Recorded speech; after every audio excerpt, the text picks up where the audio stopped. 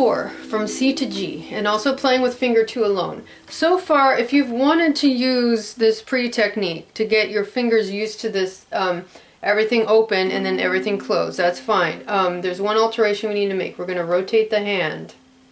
So when we play with finger 2 alone, you see how this looks? And my thumb actually does not drop down. This is very important because if in later playing, when we start using the thumb, it'll get tangled up, actually. We always want this open and closed motion. And when we add the thumb, which we're not doing yet,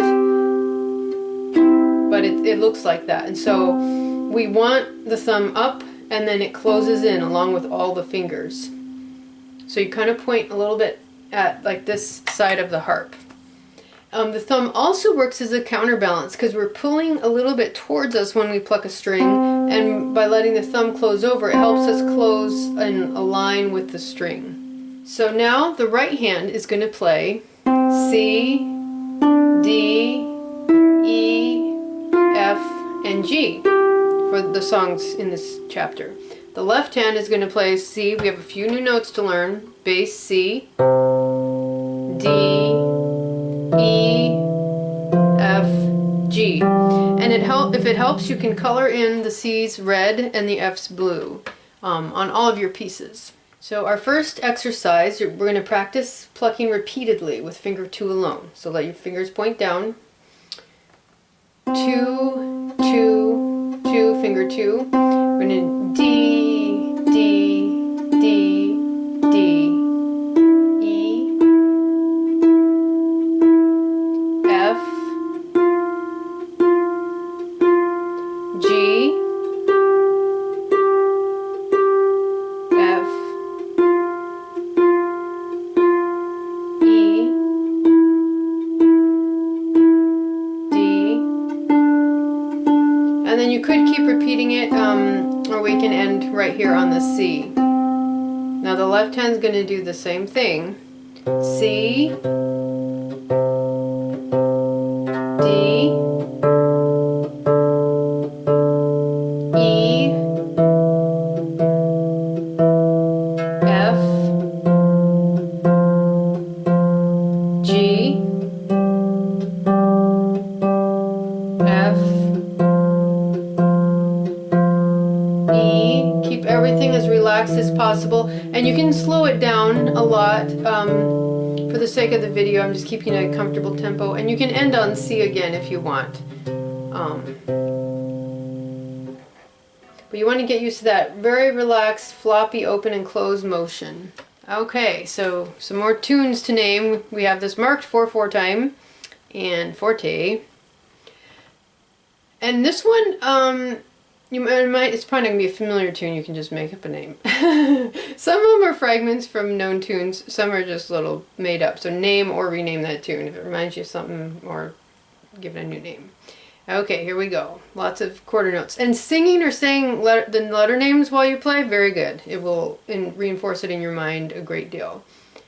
C, C, C, C, C, D, E, F, D, D, D, D, G, F, E, D, E, E, D, D, C, and hold it.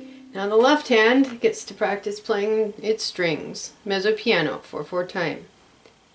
E, E, E, G, D, D, D, G, E, E, E, G, F, hold, E, D, C, and hold it. Number 3, mezzo forte, 3/4 time. Both hands ready.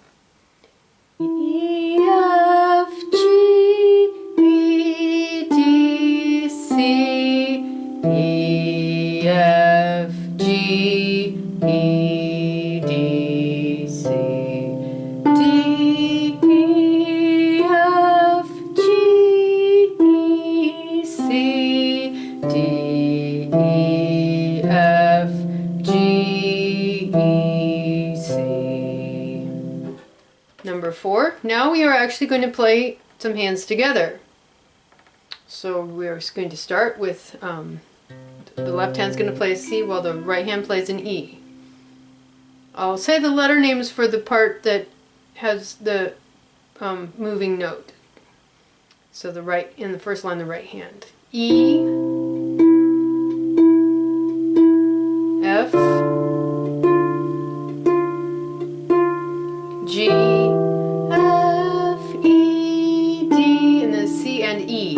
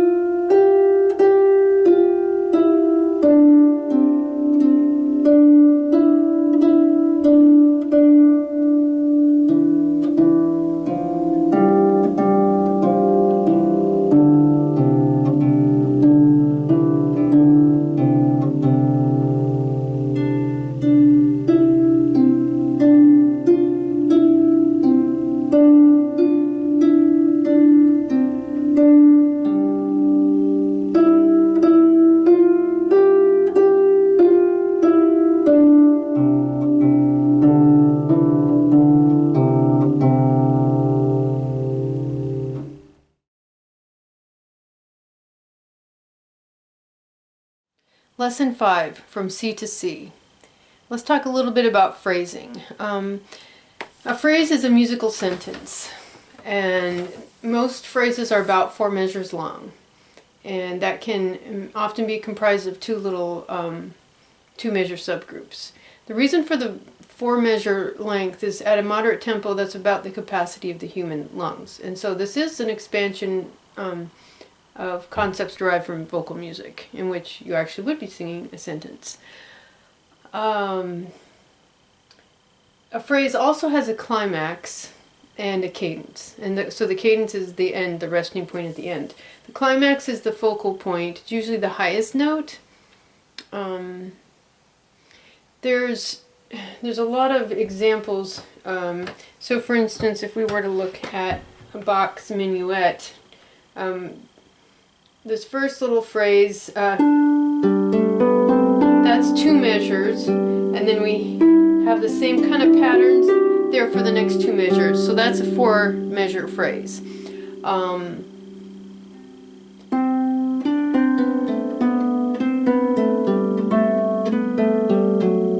That would be another little 4 measure phrase that happens at the end of the piece.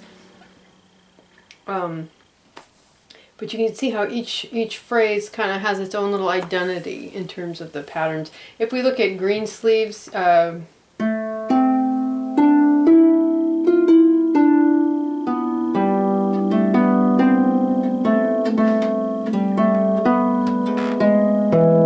would be a resting point. That would be a cadence.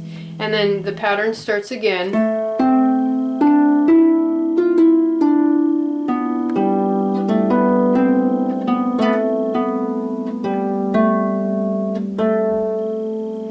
That would be the next resting point.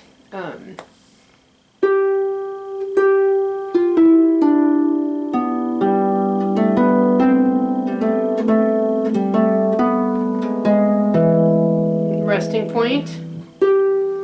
Pattern repeats.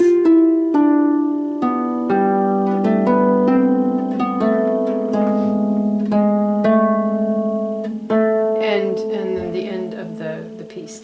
So you can get a sense of the phrase lengths. They tend to be regular, like it's the same, each phrase tends to be about the same length, usually about 4 measures.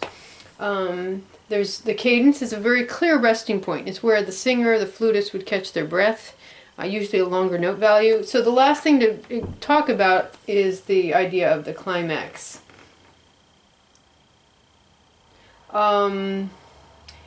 Usually it's the highest note in the piece. If we were looking at the little Bach minuet again, we'd have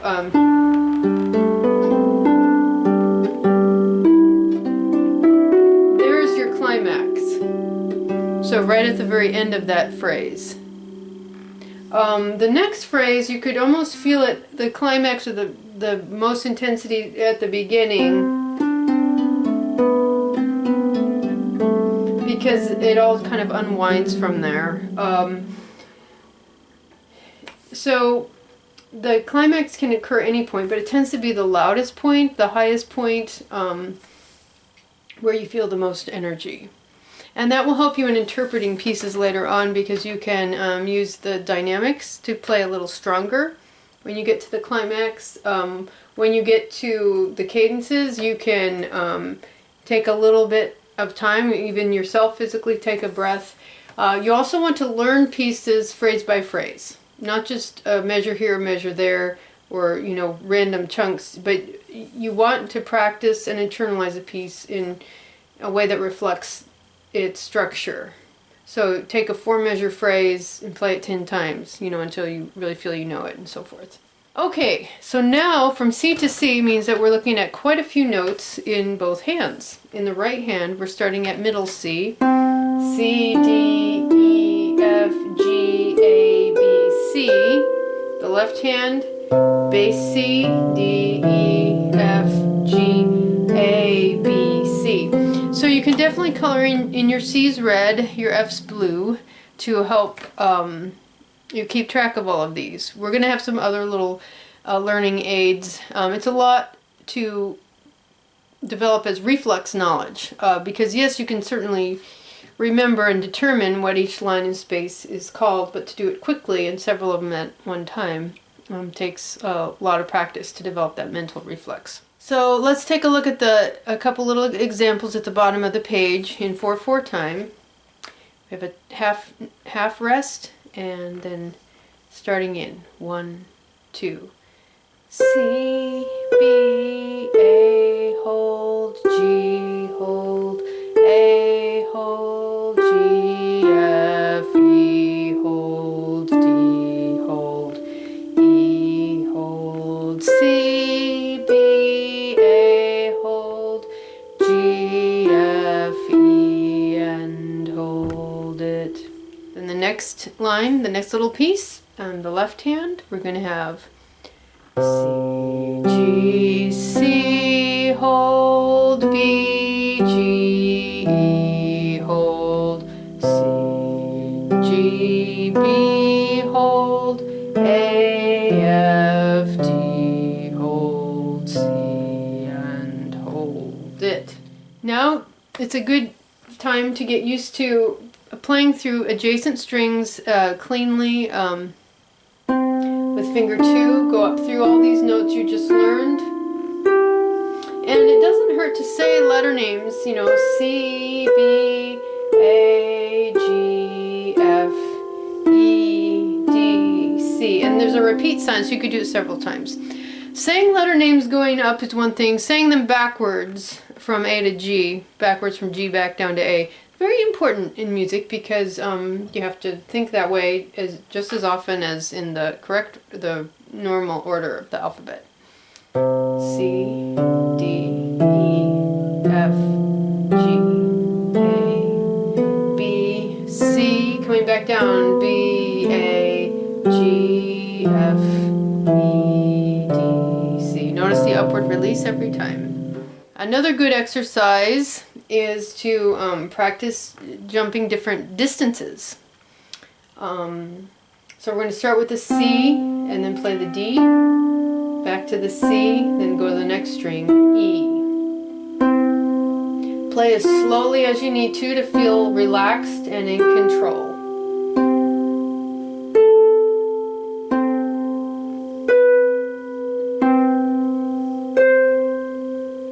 And then coming down. Notice that release upwards and then align with the next string I need to play, like creating a ribbon, flowing ribbon in the air. Left hand. And you can do this slower if you need to. For the sake of the video, I like to keep the flow going so you can get the big picture.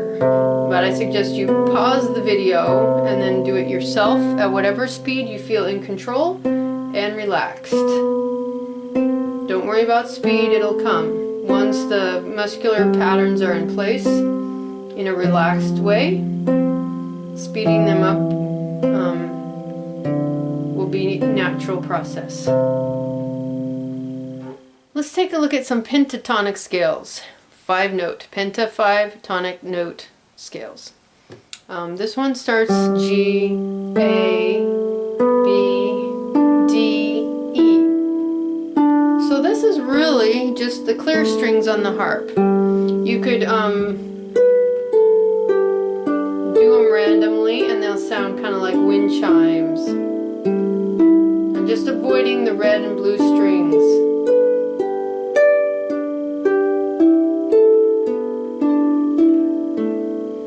So you could have fun using those pitches as a point of departure and play them randomly. So another pentatonic scale, you could do A, C, D, E, G, E, D, C, A. So now I'm skipping the B and the F. It takes a little more concentration to keep track to do that than to just simply skip any string that has a color.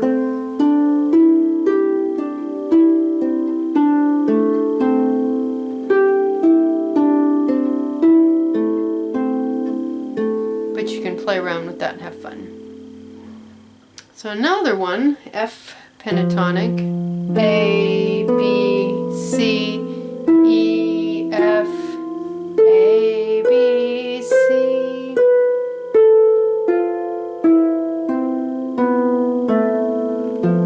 Sounds a little bit like some Japanese scales like used in Sakura.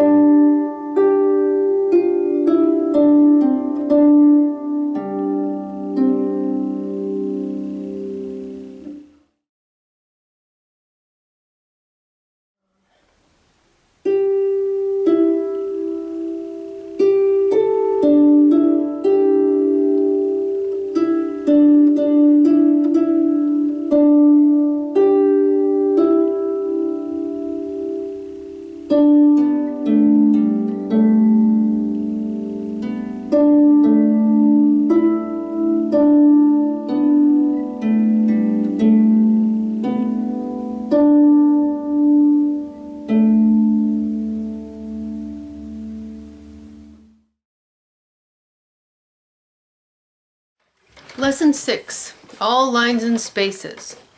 So for the right hand, the treble clef, the lines, every good bunny deserves fudge, is a nice little saying to help you keep track of those strings. If you can really give yourself time to memorize these sayings, then if you do ever encounter a note and you just don't remember what it is on the staff, you can refer to one of these 4 memory devices.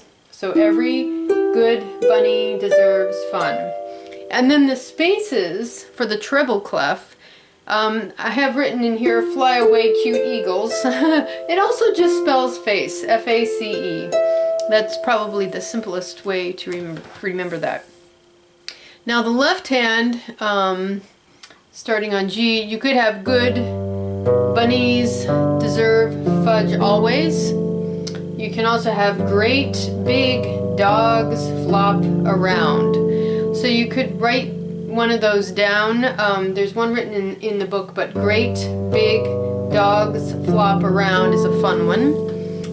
For the spaces, apes can eat grapes. That one is fun because it rhymes as well. So now you're going to be reading from more lines and spaces, although they're going to typically stay kind of within the range of C to C. So typically within this range, C, D, E, F, G, A, B, C. Okay, so once again, let's name that tune. Number 1, 4/4 time. C, hold, B, A, G, and hold, F, E, hold, D, hold, C, and hold, G, A, and hold, A, B, and hold, B, C, and hold it. Now number 2. Some of these may be songs that you know, some of them I just sort of made up, so just as a warning. This emphasizes lines and spaces, the skips. So C, G, B, and hold, C, A, F, D, and hold, C, G, B, and hold, G, and hold. Number 3, 4/4 time, quarter rest, 3 quarter notes. Here we go. Rest. C, C, B, A, hold, G, F, E, C, C, B, G, hold, A, hold, E, C, C, B, G, and hold, C, C, B, G, hold, A, and hold it, G, hold, E, hold. Now we're going to focus on a little bit of A to A. So A, B, C, D, E, F, G, A in the right hand. And now this low A, it might be lower than the strings on your harp if you have a 26 or 29 string harp. If it's C, a lot of people, this is their lowest C, but this is the bass A, B, C, D, E, F, G, A. That'll be a point of reference for playing some of these pieces though, because we're going to go, they're kind of in, some of them in A minor. Okay, number 4. A, B, C, D, E, and hold it, A, G, F, E, D, and hold it, G, F, E, D, C, hold, B, hold, A, and hold it. Number 5 in 3/4 time. A, C, E, D, C, B, G, B, D, C,